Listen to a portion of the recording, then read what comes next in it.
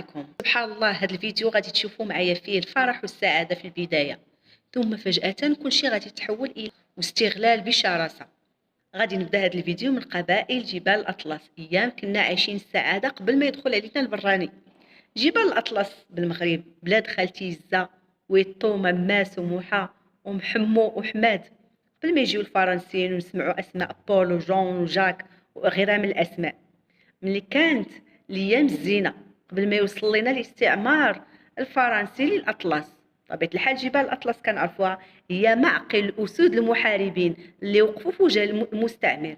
كما كتعرفوا بان فرنسا راه ما قدراش تدخل المغرب كما دخلت في دول اخرى بسهوله، بل انها استغرقت 34 سنه باش توصل الى منطقه السوس، وذلك بطبيعة الحال بوجود مقاومين مغاربة أشاوس أمثال موحى وحمو الزياني شهدائنا، وموحى وحمو الزياني وموحى وسعيد وعسو وبسلام وغيرهم. على كل حال غادي نشوفوا الفيديو كيفاش أن المنطقة كانت عبارة عن غابات كثيفة وكثيفة، وعقلوا كيفاش غادي تولي في آخر الفيديو عبارة عن منطقة شبه قاحلة، لأن الاستعمار سيدمرها وسيجتثها. لاحظ كيفاش كان كيعيش المواطن المغربي ايام الزينه، كيفاش كانوا كيعيشوا الناس بكل بساطه بدون تكلف بدون رسميات.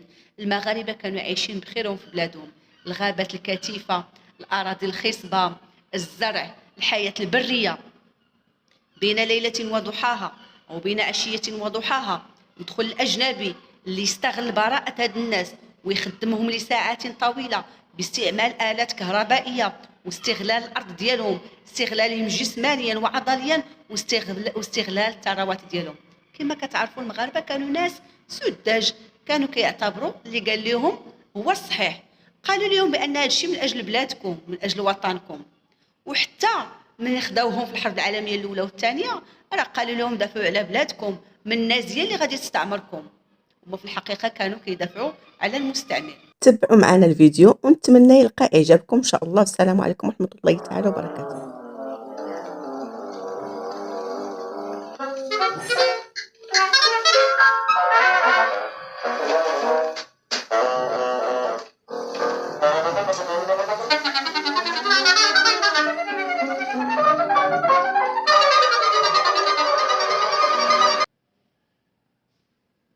Par un isolé sans précaution qui supprimeront la forêt.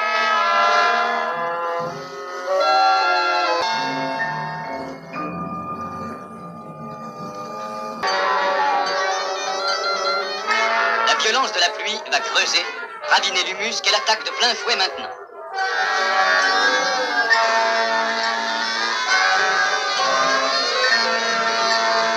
Le ruissellement va emporter vers la vallée la terre arable désagrégée.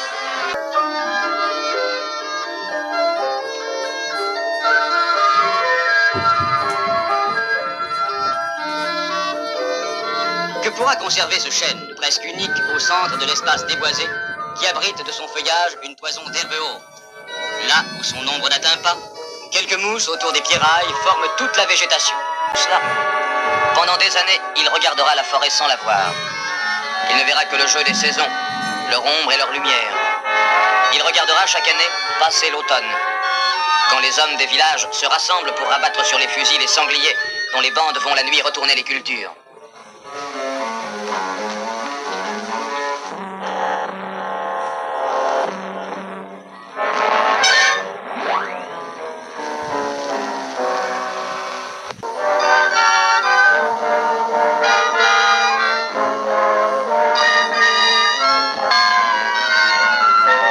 Silence qui s'établit soudain, retentit la terrible plainte de l'arbre.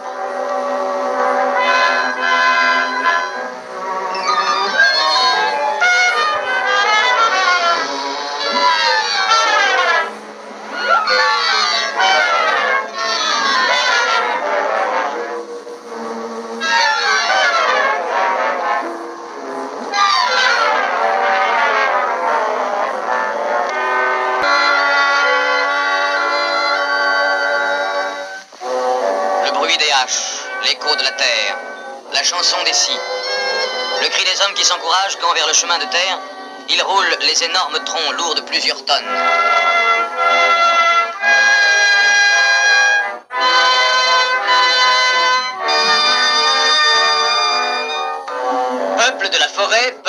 travail du bois, il a connu ces équipes nomades qui transportent de clairière en clairière leurs scies et leurs tréteaux.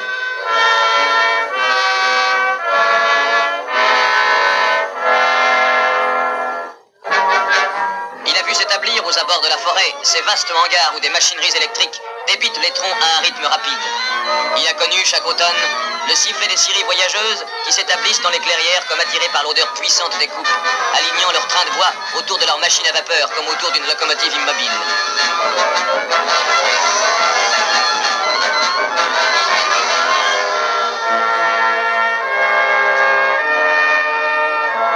Et au cours des automnes disparus, combien d'arbres sont ainsi partis, débités en planches de toute taille? Combien d'arbres ou combien de forêts? Pendant des suites d'automne, il a connu cette vie.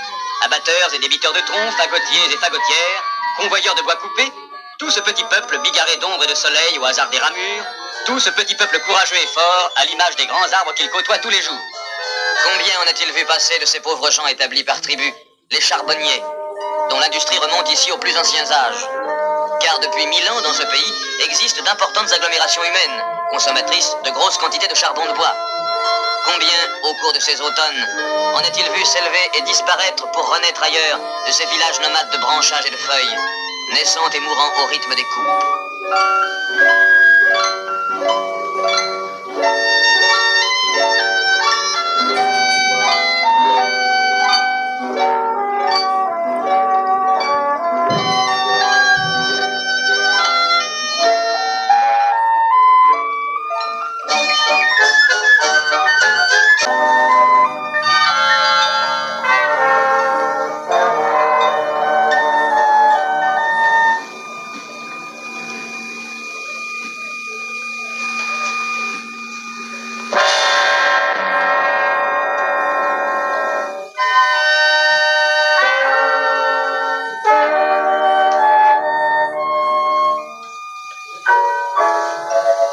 Mais si l'hiver blanc revenait chaque année comme une magie, que dire de l'enchantement des printemps?